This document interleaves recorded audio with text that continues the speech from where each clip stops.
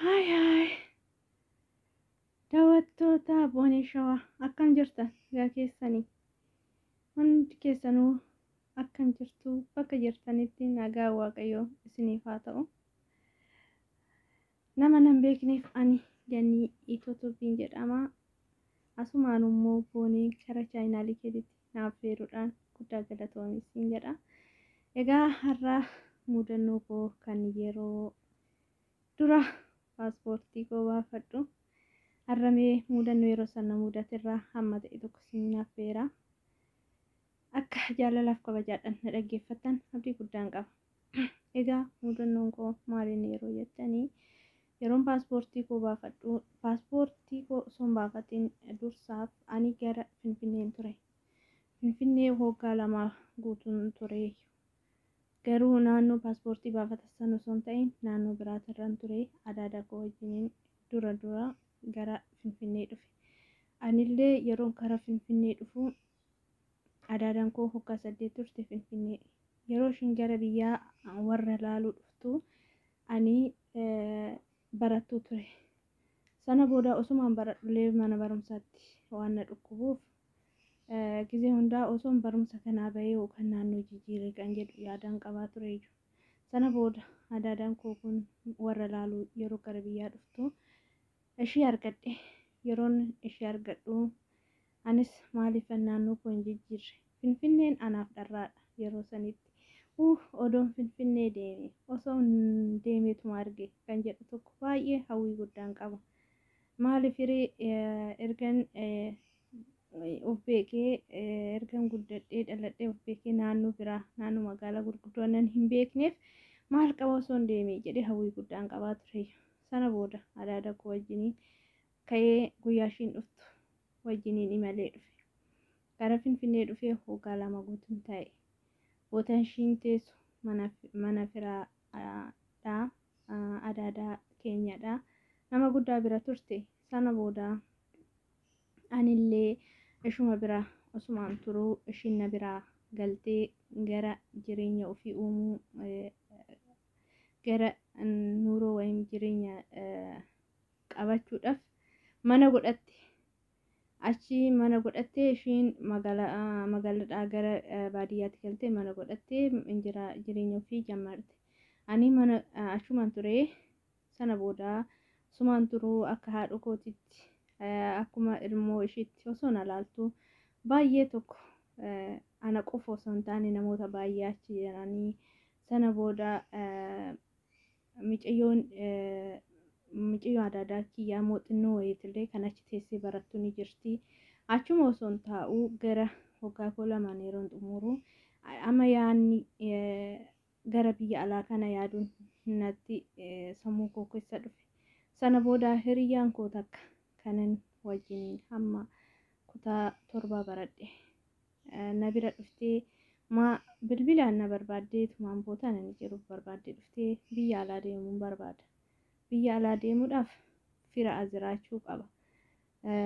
Fira san bira ta'anii paaspoortii yoon baafatiin baay'ee rakkoodha jettee dhuftee achuma nu bira dhuftee paaspoortii na bira teessee paaspoortii eegalatte. Paaspoortii ishee eegalattee achii guyyaa itti qabaniifis qabattee kaatee deemtee achii yeroo lamaffaallee dhuftee baafattee deebite. Ishiin amma Adaamaa jirti. Obboleettii ishee bira jechaadha. Hiriyyaan too ture. Achii gara Dubaay dhufte. Gara Dubaay yeroo ishiin na biraa deemtu anis barumsa koo gatee ishiin biyya alaa deemteerti. Anis barumsa koo gatee waggaa kana hundaas taa'e. Barumsa koo illee ittiin deebine ammas fayyee jira. Maaliif anis akkuma ishii kana biyya alaa hin deemne kan jedhu yaadni sammuu koo keessa dhufe. Sana booda nan boo'a nan gadda maaliif osoon baradhee galma ga'ee kan jedhu kaayyoon koo. Achi barumsa koo illee hiriyoonni koo na biraa kutan waggaa lama na dura darban ani hoo maaliif hin ta'a jedheen gara biyya alaa ni mala jedhee maanguddoo kanaan nan mari'adhe. Yeroo mari'adhe akkana jetta kan jettu jaartiin jaalala guddaa naaf qabdu akka ilmoo ishiitti na laaltu kun jibbatu dhufe. Maaliin balleesse haadhee koo dhufeen si laala. Nama biraallee yoo bakka koo kan bu'u barbaadde siifan fida. Maaliif jennaan hin ta'u miti ana amala koos waan barteef buna koos waan barteef na jibbiti. Achumaan gaa jibbitees jibbaa ooltus ani bakka yaade hin hafu. Maaliifan yeroo koo guba kan jedhu yaadni sammuu koo keessa dhufe. Sana booda gara biyya koo ni malee adaadaan kootan kan mana godhatte tun akkuma tasaa taatee anuma ilaaluu manallee godhannaan dhuftee na ilaalte. Yeroo isheen na ilaaltu anis ishii faanaan deebi'aa miti kanan jedhuun ka'ee gara biyyaatti imalee adaada koo wajjin ammas deebi'ee gara biyyaatti deeme. Warra koo ilaalee keessa olee bulee mattaawoqaa baafadhu malee maal goota? Anis paaspoortii biyyi baafatu san baafadhee biyya alaa kana deemu malee hin taa'u miti. Barumsa koollee yoo ta'e duubatti irraa hafee jira. Magaalaa Finfinnee keessatti barachuudhaaf waraqaan asirraa naan bahu kan jedhu achi karaa mattaawoqaa koo baafadhee achi as deebi'e. Yeroon achi as deebi'u jaartiin waan natti mufatteef mana ishiitti deebi'uu hin barbaanne. Sana boodaan micoon immoo takka kan biraa kan fira keenyaa tokko hin jirti. Anillee akkuma kee kana hojiin barbashin hojii mana namaa hojjetti. Hojiin mana namaa barbaadaan jedheen maal goota naan jetti. Lakki hojiin barbaadaa bakka duraatti maan deebi'in bakka duraa hin barbaadu. Yaa achitti firummaadhaan taa'e malee qarshii argadhee wayim jijjiiramaaf waan hin taa'iniif barumsarrallee waan hin jirreef mana namaan barbaadeen achumaan nan gale mana namaa san. Mana namaa yeroo galu baay'ee mana gaarii nama bayeessa. Micayyoon nama warra ani bira galee sun takka hamma koo geesse. Namicha bira ani gale immoo micayyoon adaadaa isaa micayyoon obboleettii isaa kan haga koo takka geessu hin jirti. Jaalalli nu walii qabnu baay'ee kan adda ta'e.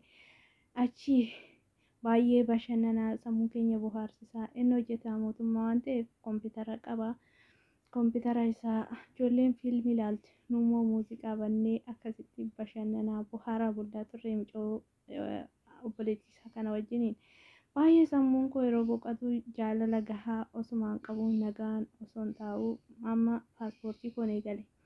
Paaspoortii koo eegalee yeroo paaspoortii eegaluu namni barate nama hin dhibu nama sirrachisu. Mana koo jirti kana sanii hin jenne eegali nama guddatu namni barate tokko nama guddatu hin jaalata jechaadha dhugaa waaqayyoo dubbachuuf. Eegala atii fi micayyoon obboleettii kootii jedhe achi ani immoo paaspoortumaaf mana san galee malee hojii hojjechuuf miti.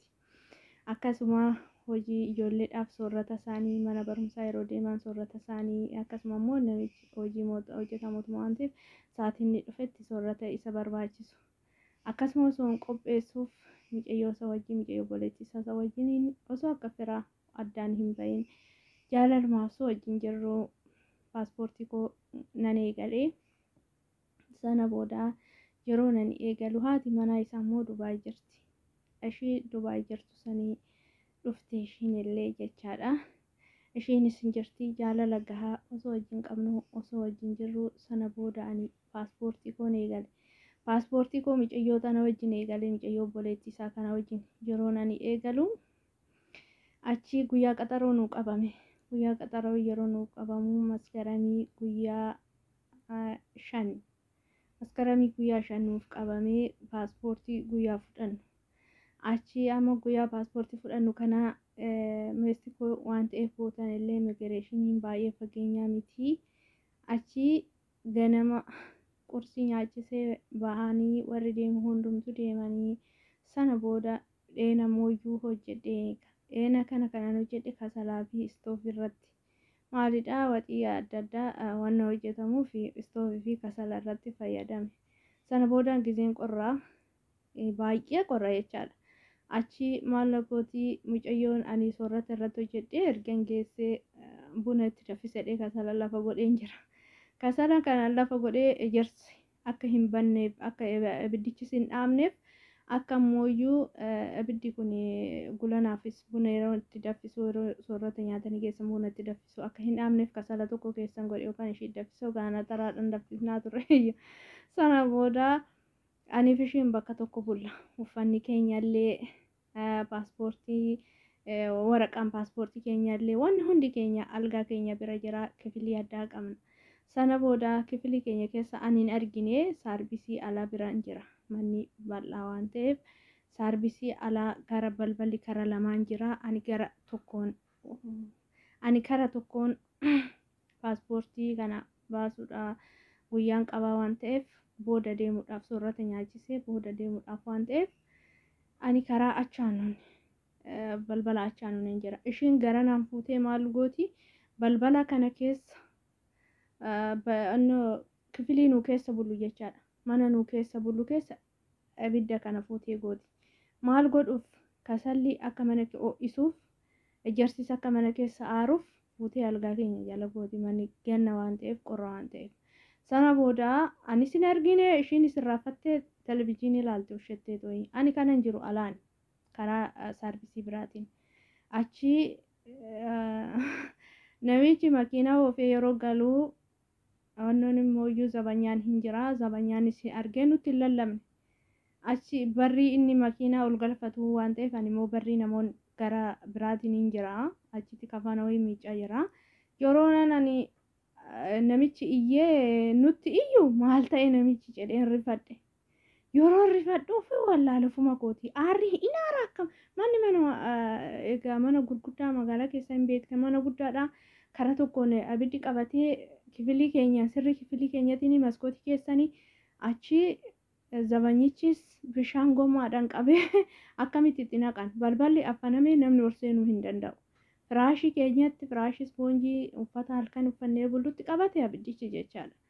Achi amma ani kakkikuu jedhe uummata akka of beekuu hin dandeenyaan iyyuu achitti kufuudhaaf hin ta'a. Achi maskootiin kan waan ta'eef maskootii cabsee tan jechaadha. Harka kootiin maskootii akkatti cabsee tanaanan maskootiin akkasumatti harka koo na mure. Dhiigni koo akkasumatti odoo gadi naqu maskootii san cabsee tan bishaan itti guuruu dhaqe. Bishaan itti guuruu dhaqee namichi meeshaa keessaa gadi guura gara tokko. Meeshaan keessaa guuramuu dhiisitoo meeshaa makiinaa meeqaa xiqqeesseera. Uumaan hin danda'amu iyyuu. Achi ishiin immoo badde obboleessa eessumii dheessitee tooyi badde. Ijoolleenis kifilii isaanii cufatanii televizyiinii ilaalan callisanii oomtu kun namni of argin jiru kan qabate kifilii gara tokkootiin. Manatti hin qabanne uffanni firaashiin uffanni halkanii akkasumatti achi amma gommaadhaan balballi mastaawotichi harka koo na mure achi akkasumatti dhiiga koo doonaan gadi naquu bishaan itti naqee gommaan waan jiruuf bishaanis karra keessa waan jiruuf annoon maqasaa kan waardiyyichillee wanna bishaan sanitti guureef bishaan itti guurree namichis bishaan itti guurree nama sadii ishiin badde jechaadha achitti.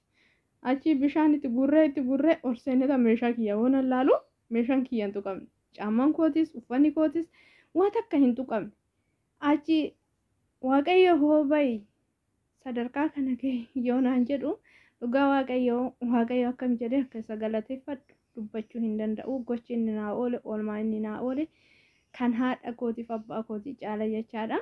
Guyyaa qaxaroo isaati guyyaa paaspoortiiti. Ani mana nama saniitis taa'uu hin barbaanne maaliif mana namaa taa'uu hin barbaanne ani dhimmi ani dhaqeefis paaspoortii kanaaf hin galee malee dhabaaf miti inna amma kana paaspoortii kana of jijjiiree paaspoortii kana arra baafadhee dhimma kobeetu kan achi deemuu barbaade akkasuma dhufee wanta kana nafaaluudhaan baay'ee tokkoon gadde bakka ofii wallaale akkasuma paaspoortii kana waan meeshaa koo wanneedho algaa wantu gubatee meeshaan ishee akkasumatti gubatee caammaan isheen gubatee uffanni isheen gubatee algaa kafanni irraa hin gubatee kafanni gara tiraasiiwwanii hin tuqamne gara gadaanuu irraa gubatee sana booda yeroo laalu waraqaan ishii guyyaa qaxaroo wajjin qaxaran waraqaan ishiitis uffanni ishiitis hin gubate jechaadha.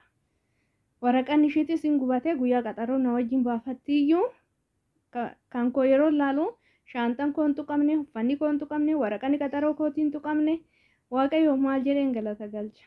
Dhugaa rabbii waaqayyo kan adda ta'e kan namaan adda ta'e kan hojii isaa raajii isaa guddaati.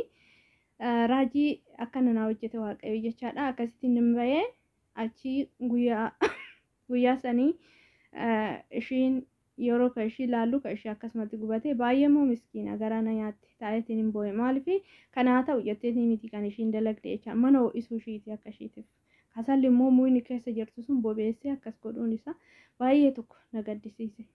maaliif ishiinillee garaa akkuma kan kootti garaa na nyaate maalan godhare kashiillee baasuu hin dandeenye akkasuma immoo kiyyaa bishaan waan itti gurreef harki kollee murame dhiigni kollee gannamee yaa waaqayyo gaa wanna nama lakkaa'uun hin dhabu akkasuma masawaatinnatiin itti kafalee na baaseen isiniin jedha mudannoo akkanaati na mudatee yaa jireenya namaa keessatti wanti nama mudatu baay'eedha. Akkasitti miceessuun akkas taate baay'een gaddeef baay'een boo'ee fi ergasii maal akka taates beekne ani paaspoortii koo guyyuma san baafadhee dhaqee sa'aatiin booda dheena san nyaachisee paaspoortii koo baafannaan ani bariisa gara biyya kootiin malee akkasitti waaqayyo kanaan na baaseen isiniin jedha hojii waaqayyo guddaadha. Asumaan immoo dhaggeeffattoota hordoftoota boonee shawaa guddaa galatooma waan na dhaggeeffattaniif isiniin jedha. Boonee jajjabeessaa laayikii godhaa fi sheer sabskiraayib illee godhuu fi hin dagatinaa bira dhaabbataa isiniin jedha. Asumaanuu galatooma nagaa ta'a bakka jirtanitti nagaa waaqayyo isin waliin haa ta'u jecha nagaan naa tura.